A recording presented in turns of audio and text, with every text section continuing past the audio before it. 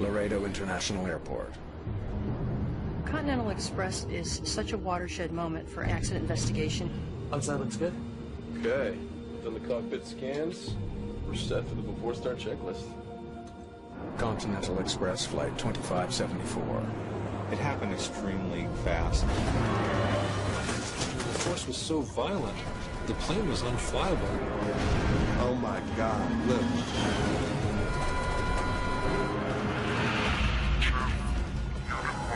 I was a little bit scared when I first saw the wreckage.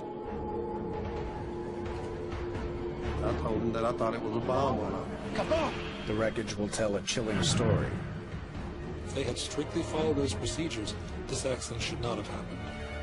Of good intentions gone terribly wrong.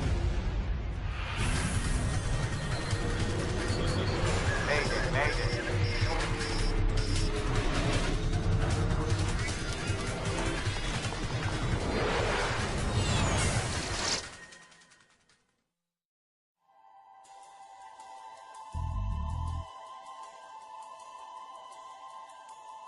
Handling 2574. They're going to bring everybody in on 26 or 27. Okie dokie.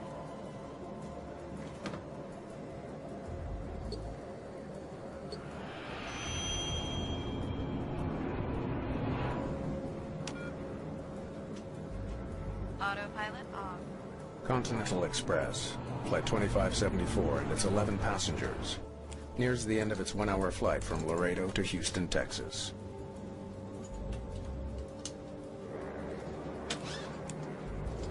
It's the second flight of the day for this crew. They have already flown from Houston to Laredo. Now they're on their way back. 15,000 feet below. It's a warm, late summer morning on the farms and cattle ranches of southern Texas. Captured on the right. The pilots prepare the Embraer 120 Brasilia for another routine landing. Captain Brad Patridge is just 29 years old. 43-year-old First Officer Clint Radosevich, he is now very close to becoming a captain himself.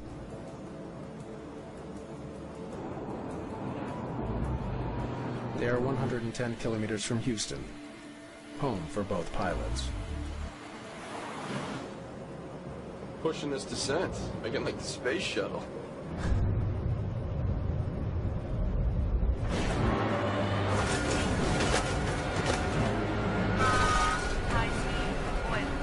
In the blink of an eye, the plane is plummeting towards the ground. It drops 2,000 feet in just a few seconds. Stall.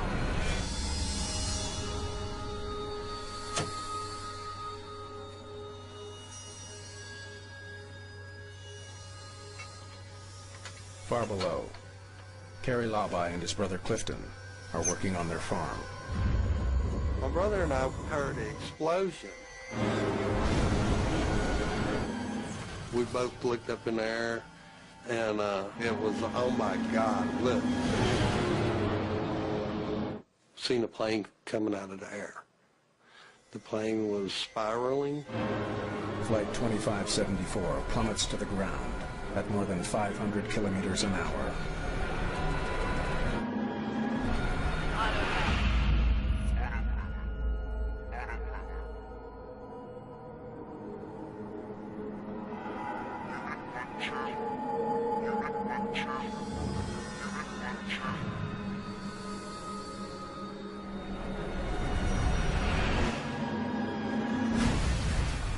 When it hit the ground, there was a massive explosion. My brother said, let's go. And I said, man, I really don't think there's anything I want to see there.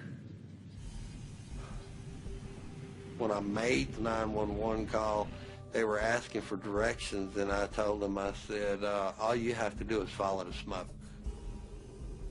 What we see on the ground is not recognizable in any shape, form, or fashion as having been an airplane. Firefighters find the smoldering wreckage of the aircraft in the middle of a farmer's field near Eagle Lake, Texas, just 110 kilometers west of Houston. As you went there, If you wouldn't have knew it was an airplane, you would have just thought it was a pile of trash. It was burnt so far. 10 bodies were found inside the wreckage, 4 outside. All 14 people on board, including Patridge and Radosevich, are dead. Accident investigators must now figure out why lives were lost on a popular commuter flight. Whenever one passenger dies in a scheduled flight, we launch an entire team. That's understood. We have about 12 specialties that form the GO team, and we have to be prepared to launch on 3 to 4 hours notice. Jim Ritter is an engineer who specializes in airplane mechanics. One of the key things that we do in every accident investigation is we try to figure out why did the airplane behave the way it did. Was it normal performance, or was there a malfunction that can explain what caused the accident?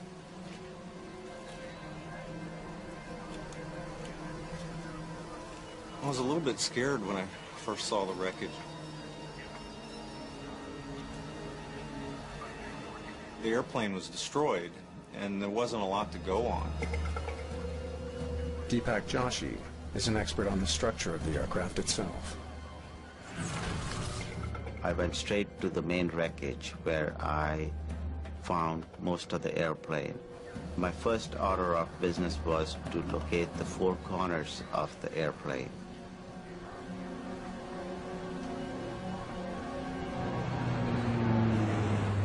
The small plane was a Brazilian-made twin turboprop, the Embraer 120.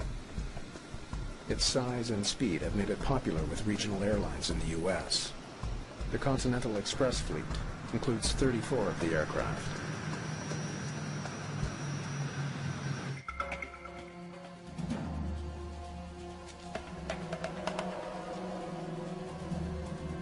The first day when we got down there, I led the group in terms of interviewing 6 witnesses.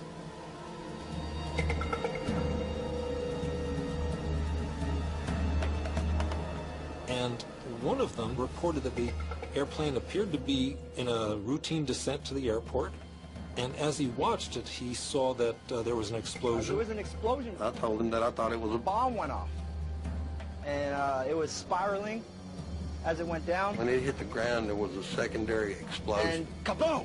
The primary explosion is what caused us to go, oh my God. I could see a hole in it. It looked like it had a hole in it about the size of a Volkswagen. The eyewitnesses were unanimous that the airplane was on fire before it reached the ground. Seen this plane, solid fire, just outside wings and going straight down. The wing was blown completely off, and it was just dangling there. The eyewitness testimony is compelling. An onboard explosion caused by a bomb seems like a very real possibility.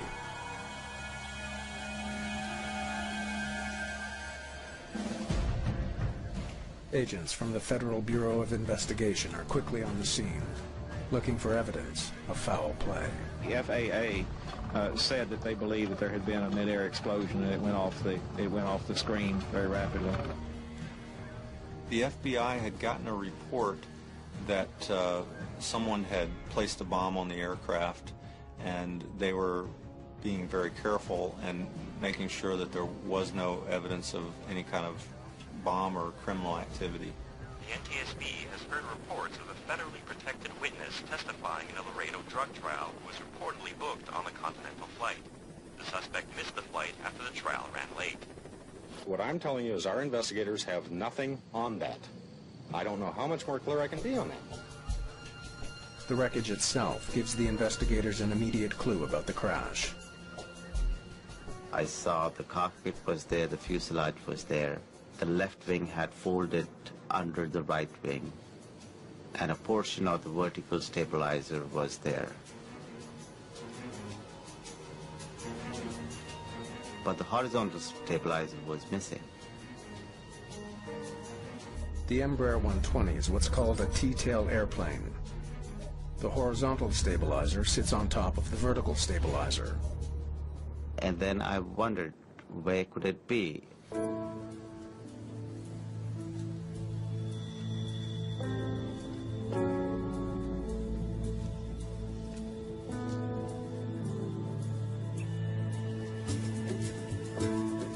200 meters away, well back from the main wreckage, Joshi finds the missing tail section.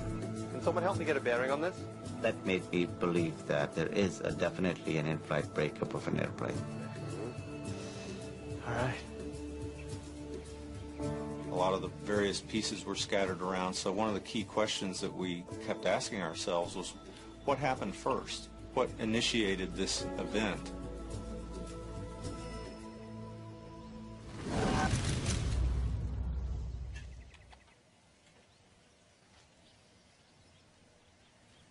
I'm guessing that tail came off at about 9,000 feet. There's something there, something speaking to us in that evidence. Deciphering the message won't be easy, but as the story of Flight 2574 unfolds, investigators will uncover a shocking accident scenario unlike anything seen before.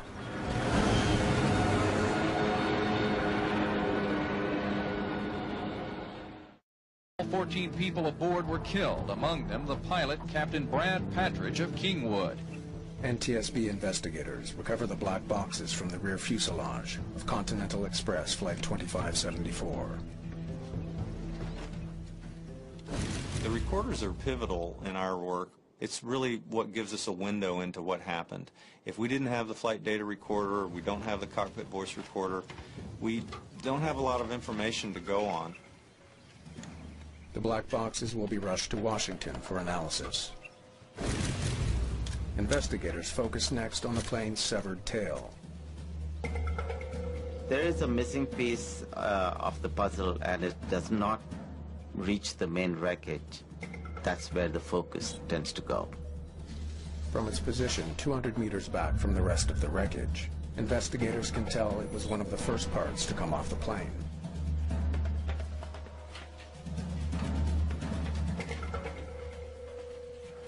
They wonder if corrosion or metal fatigue may have weakened the tail to the point of failure. When a piece of metal bends back and forth over time, it eventually snaps. Called fatigue, that failure is identified by a smooth, clean break.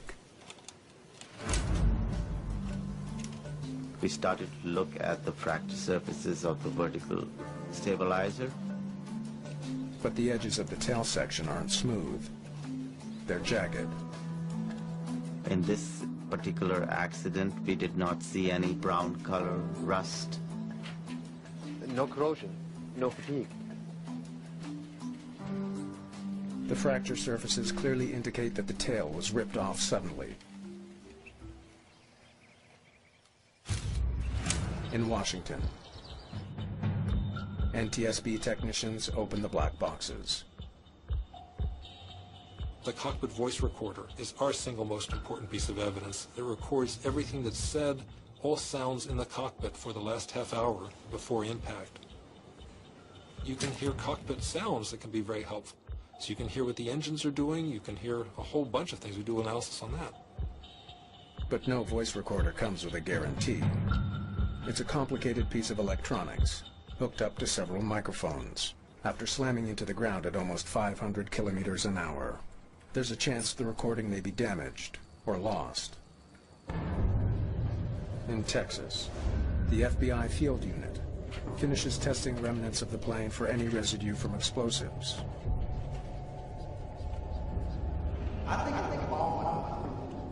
The results are conclusive.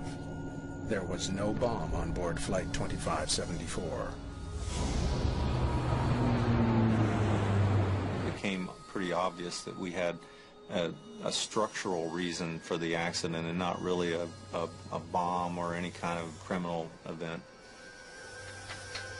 The fire and a mid-air explosion reported by witnesses were likely caused when the wing broke off, igniting the fuel inside. Investigators discovered that the tail section did not fall off in one piece. I noticed that the leading edge on the left side horizontal stabilizer was missing. This is very unusual. Maybe a small section of the leading edge would be missing, but not the whole complete 10-foot section. The leading edge on the right side is still attached to the stabilizer, but the one on the left is missing entirely. So, when did this piece break off? A key question there is, what was the first part that came off of the airplane? Because a lot of times the initiating event is going to be found in those early parts that break from the airplane in an in-flight breakup. It's now vitally important for investigators to find the missing leading edge. It's a piece of molded composite material 3 meters long. Its rounded shape allows air to pass smoothly over the stabilizer. But the missing piece can't be found anywhere near the crash site. We really needed it, and there was a growing frustration because we thought this part was critical. Without it, they don't have all the pieces of the aircraft. More importantly, they're missing the piece that most likely came off first. That piece of evidence was very, very important for this investigation, and we made our best effort to find this leading edge. As searchers comb the area, Jim Ritter receives a copy of the CVR data from the lab in Washington. The good news is that the recording is intact. The pilot's final moments have been clearly captured. Radio check. Ritter wants to see if they discussed a developing crisis, or perhaps were forced to make a sudden maneuver to avoid an oncoming obstacle. That the airplanes are flying within 6,000 to 8,000 feet, you might have some involvement of birds. But the twin turboprop was flying much higher, well above any threat of a bird strike. Radio check. I can hear you loud and clear. As you also. Okay, I'll get you some ATIS. But the CVR is mostly filled with the sound of controllers giving the pilots routine instructions. Jetling 2574, say your heading. 050. Jetling 2574, roger. Fly heading 030. And normal conversation between the pilots. Got a few days off coming up. Gonna head down to the coast, a little R&R, a little golf. There are no hints of trouble on this flight until the first officer pushes his plane into a rapid descent towards Houston. Pushing this descent, making like a space shuttle.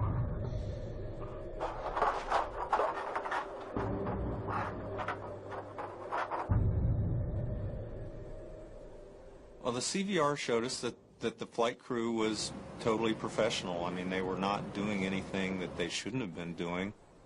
Investigators listen for any other clues. The sounds of objects being upset in the cockpit. The engine suddenly screaming. The blare of flight warning alarms.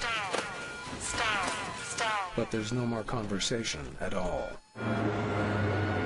The recording tells investigators that Patridge and Radosevich had absolutely no advance warning of their plane's sudden plunge.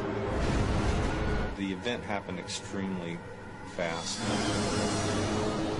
I don't think there was anything that the crew could have done.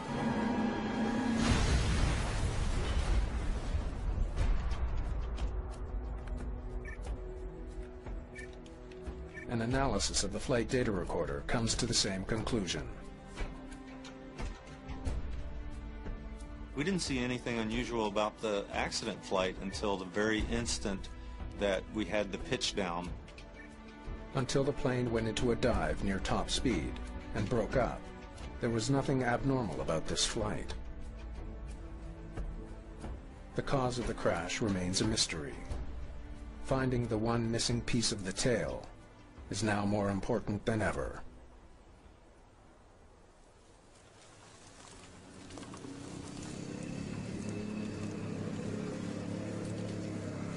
We were doing marches through the area, and after several days went by, it was difficult. We had flights by the local volunteer groups were flying over the site.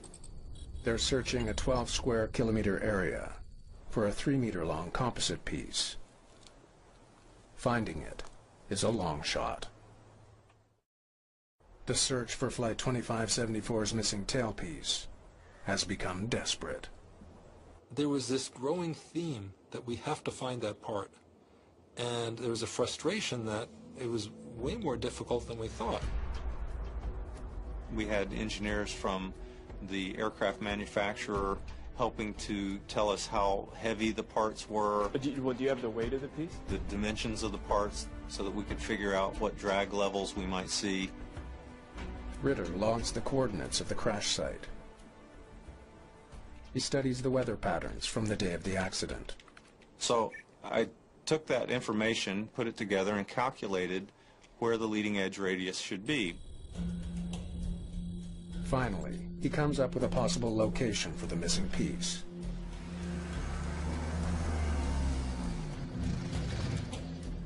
I think it's somewhere in here. Over the next couple of days, we went to that area and we laid out a grid to search for it. We searched for it on in the four-wheelers and in the helicopter. On the third day of the search, some good news. We were flying over the Texas countryside, big cattle country. Suddenly the pilot sitting next to me said, "I think I see it." The piece is in the area predicted, but it's so well camouflaged that it was nearly impossible to spot. People had walked by it hundreds of times, but it just happened to blend in with the cattle fence.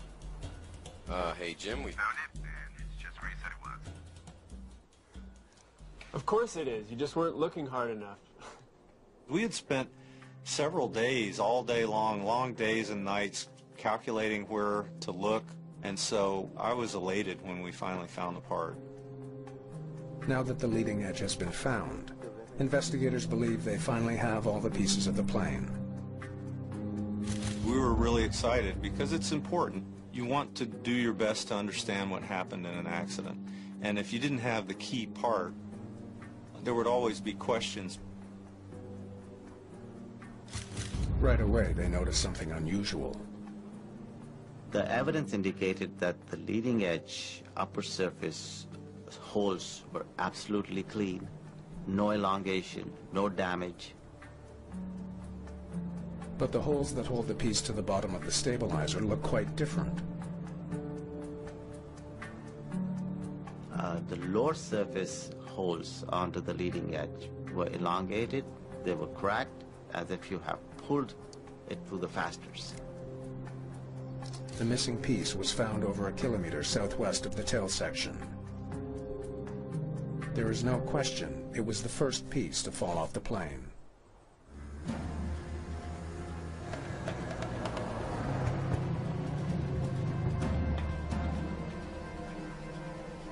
See, look here, look here. Absolutely perfect on top, but destroyed at the bottom. The fact that the screw holes on the top of the leading edge aren't damaged presents a frightening prospect. It looked like there was no screws attached onto the top surface of the horizontal stabilizer leading edge. The discovery presents the team with two important questions. Why were the screws missing? And could losing this actually cause the plane to crash? The leading edge improves the aerodynamics of the plane, but it's not a moving part that controls direction. It's hard to see how losing it would cause the plane to plummet from the sky. At that time, I was kind of surprised that losing a composite leading edge would actually cause such a severe impact. Now that all the pieces of the plane have been found, the investigation moves to NTSB headquarters in Washington, D.C. Well, we're just trying to put all the pieces of the puzzle together and try to make sure that we understood what the motion of the airplane was after the leading edge radius broke off. The horizontal stabilizer is like an upside-down wing. It pushes the tail down while the wings lift it up. Reducing the force on the stabilizer lifts the tail and makes the flight unstable. There were still questions about maybe it would still be controllable, and so we did an engineering simulation to try to see if maybe there was a way that the airplane could still fly after it lost the leading edge. But we found that it really was not a controllable situation.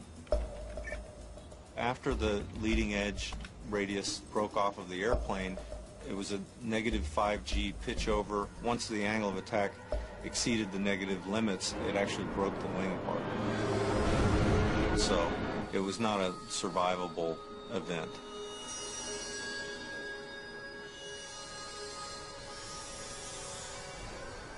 The simulations are conclusive.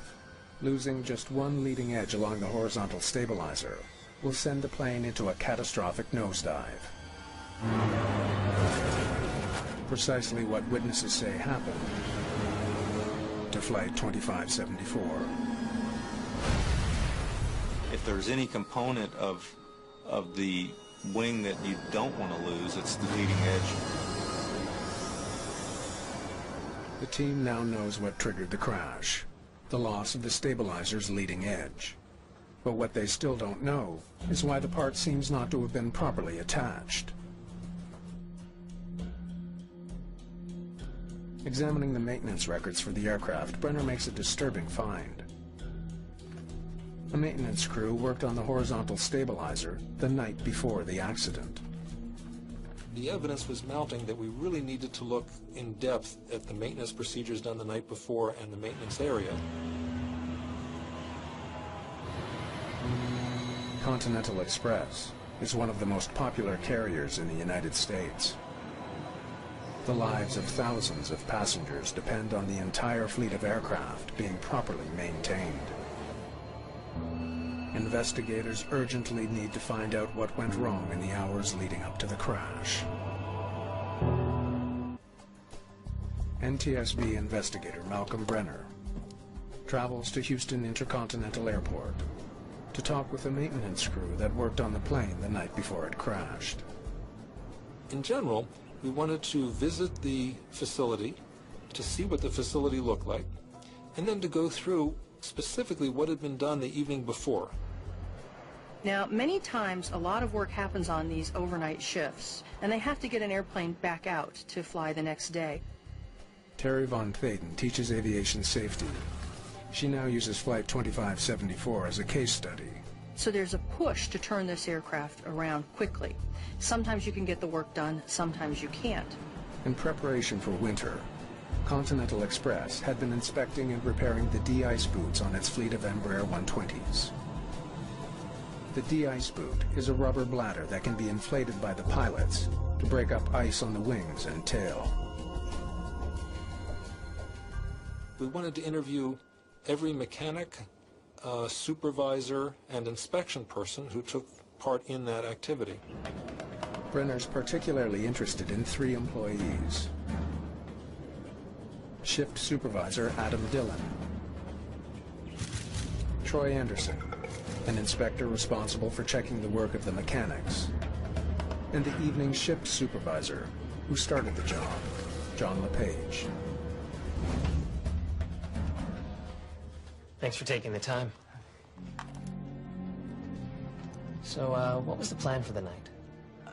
We had about 10 hours to change both boots.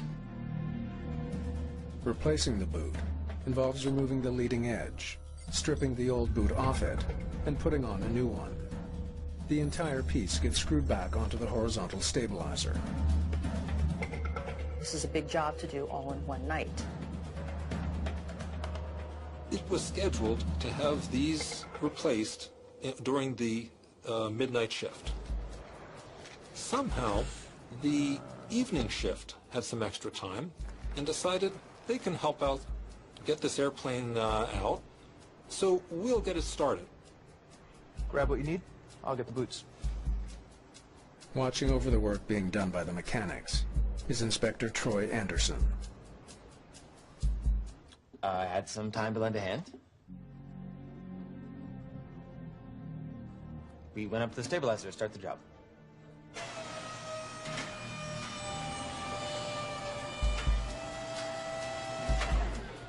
The mechanic started working on the bottom.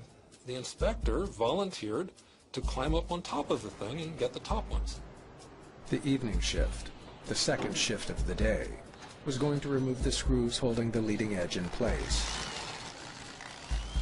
The rest of the work would be done by the midnight shift. At 10 p.m., Adam Dillon takes over as supervisor for the midnight shift. Hey, finishing a C check, engine maintenance, and a boot swap. Both sides. Yep. Shift change is such a crucial time because we're taking work that's halfway done, and we have to be very, very specific about what's been done and what the other people are taking over. When I came onto my shift, I asked how far they got on the de-ice boots. The mechanics find that many of the screws are stripped. Getting them out takes longer than expected. I found out they were still trying to remove the leading edge on the right side. And it was looking like they weren't going to get both sides done. Then, a crucial decision is made. You started on the left side yet? No. The crew that started work on the de-ice boots went home at 10:30. There's no way we were going to get both sides done, so I decided to just do the right side that night. Investigators learned that the supervisor of the midnight shift decided there wasn't enough time to do both sides. Guys, forget the left side for tonight. Let's get this plane out of here. So the guys, they spent most of their shift replacing the right side boot. A few hours later, mechanics finished changing the de-ice boot and reinstalled the right side leading edge. So your mechanics didn't do any work at all on the left side? No, we didn't touch it. After having changed just the right de-ice boot, Airplane 701 is rolled out to the gate for the first flight of the day.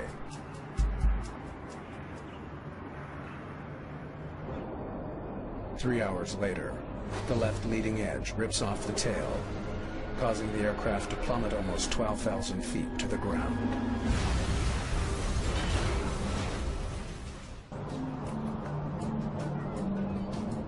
Back in Washington, NTSB investigators try to piece together the information they've gathered so far. And Lepage.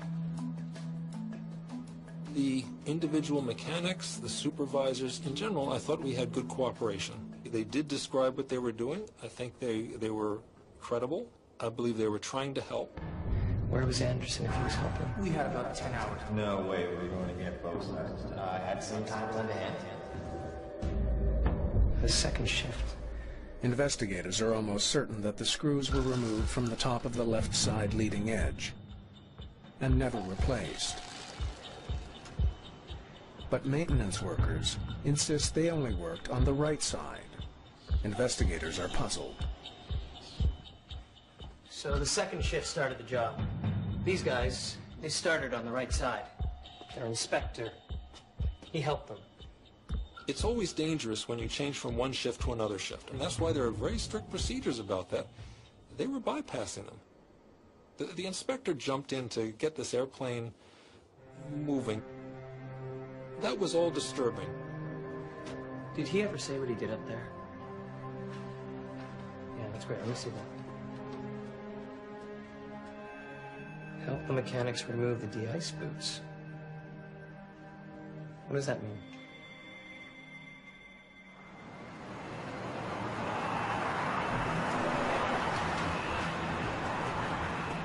Malcolm Brenner returns to Houston to try to determine precisely what work Inspector Anderson performed on the doomed plane. Help mechanics remove de-ice boots. It's a very simple statement. It's not specific as to what was taken off the aircraft, what was done, where the maintenance stood at that time of the shift turnover. Help the mechanics remove the de-ice boots. What did you do? Well, it wasn't that busy, so I offered to help the guys. The inspector went up on the man lift and started helping the mechanics. That's not his job. he said he wasn't too busy and they needed help, they're going to turn this around. It wasn't his role. It wasn't a good idea.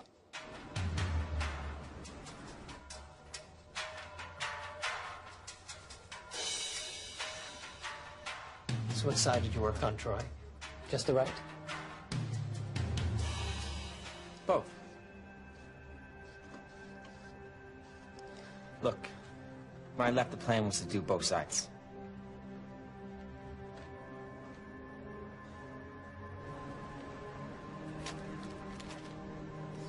For me, the most disturbing was the inspector. He was up there and he was the one who actually took the screws off. Part of the philosophy of maintenance is that you have one group that does the work, and then you have another group, the best of the best, the cream of the cream, who are then inspecting the work, and their function is to sign off and make sure that this work is being done properly. He had a bag of 40 screws, and he left the bag of 40 screws that he took out on the man lift for the oncoming shift. You started on the left side yet? No. I spoke with the second shift supervisor. We decided to skip the left side. So he asked the supervisor, have you done any work on the left side? The supervisor looked up and said, no, not that I know of. Guys, forget the left side for tonight, and let's get this plane out of here. No one on the midnight shift knew that Anderson had started pulling screws from the left side. The work records weren't done. And the procedures, even though they're in place and should have worked, they weren't followed. Did you give your mechanics the paperwork to fill out on the job? No. Sometimes the paperwork takes longer than the job itself. On a shift turnover, that's one of the critical things that you have. You have a written record that anyone can go back to. It wasn't done. None of the mechanics from the evening shift filled in the cards which detail the work they've done for the next shift. And we asked the supervisor, why wasn't it done? And he said, well, it's a simple procedure, and sometimes it's not worth doing. If you take out a bunch of screws, you wouldn't issue the work cards. It's more trouble than to do it. That was disturbing. And Inspector Troy Anderson was vague about the work he did. His write-up didn't really describe the fact that he took the screws out on the left. He did not see his role as a mechanic on that aircraft, so I think perhaps he didn't take writing on those cards as seriously as he should have, because that was the mechanic's job to do that. A failure in routine maintenance caused the crash of Flight 2574, but there is still one lingering question. Captured on the right. The plane flew more than 800 kilometers before the leading edge tore off. It is pretty amazing that the horizontal tail stayed intact for that first flight. Pushing this descent, making like the space shuttle. Why didn't it happen sooner?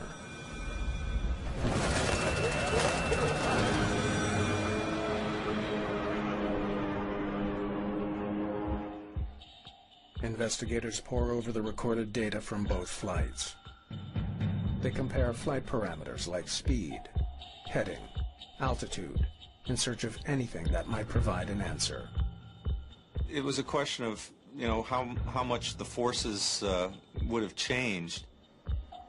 They zero in on the plane's airspeed during descent. Just before its fatal dive, Flight 2574 hit a speed of 260 knots. Though safe under normal conditions, that's close to top speed and 44 knots faster than the previous descent. They conduct a study to confirm suspicions that those 44 extra knots were enough to trigger disaster. The leading edge stays on at 216 knots, the plane's maximum speed during the first flight. The aerodynamic forces never quite rose to the level that they did on the accident flight. But an increase of 44 knots drastically increases the amount of drag on the leading edge. Once the plane got up near its maximum speed, it had this failure waiting to happen.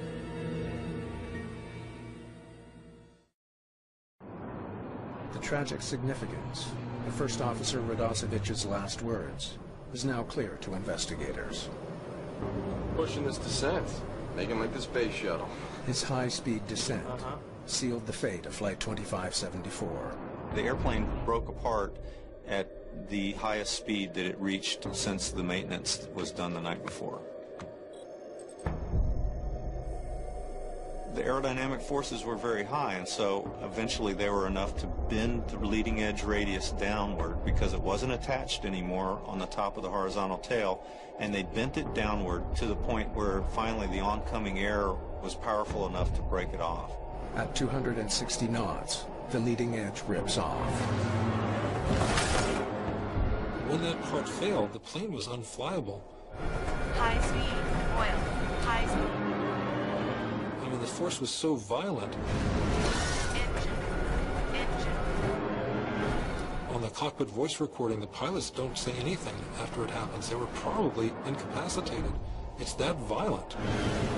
The massive negative G-force would have instantly sent blood rushing to the brains of the passengers and crew, rendering them unconscious.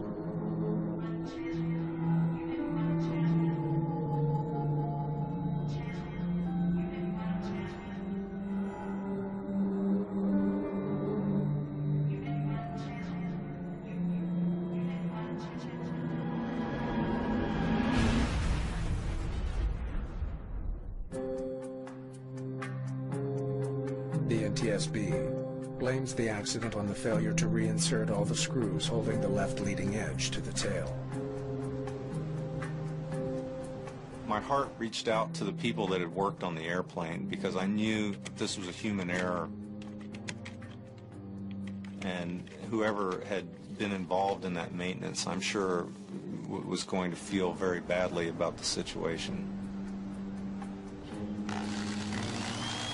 The Safety Board also takes the unprecedented step of faulting Continental Express for not making sure all maintenance procedures were followed. In particular, the failure to ensure the mechanics and inspectors completed the proper paperwork. Sometimes the paperwork takes longer than the job itself.